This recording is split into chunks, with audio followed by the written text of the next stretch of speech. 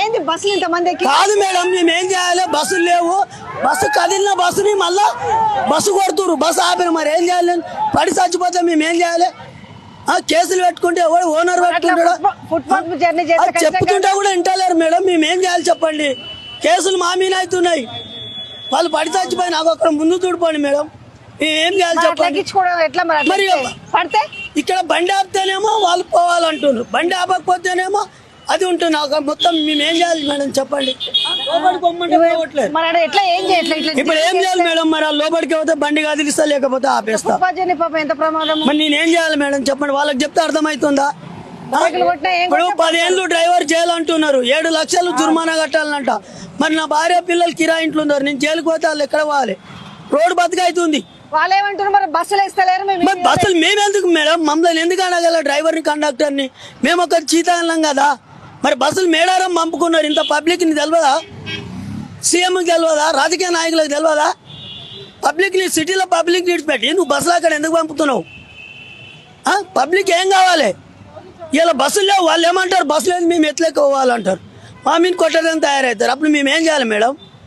ఇప్పుడు పిలాపల్లి బస్సు ఊరోళ్ళు ఒక్కరు లేరు, 5:30 వరకు ఊరోళ్ళు నిడిచిపెట్టిపోతే వాడు గల్ల పడతాడు, అరే నన్ను నిడిచిపెట్టేది బస్సు ఆపలేదని.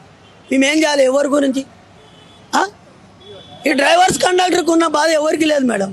వాళ్ళు చెప్తే అర్థం చేసుకుంటే లేరు. ప్యాసింజర్ ఎంతసేపు ఆపాలి నేను బండి? వీళ్ళకి 2 రోజులు మేడం డ్యూటీ చేయబట్టి నేను 2 రోజులు.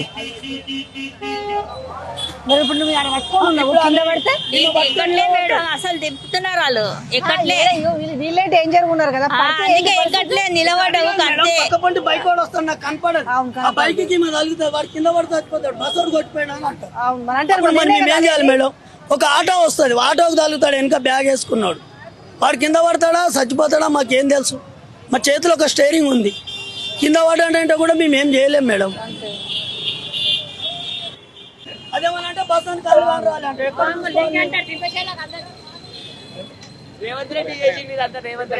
కారణం కోసం చూసుకుంటాడు. పిరి బస్సు అన్నాడు, ఇవాళ ఏముంది పిరి బస్సు?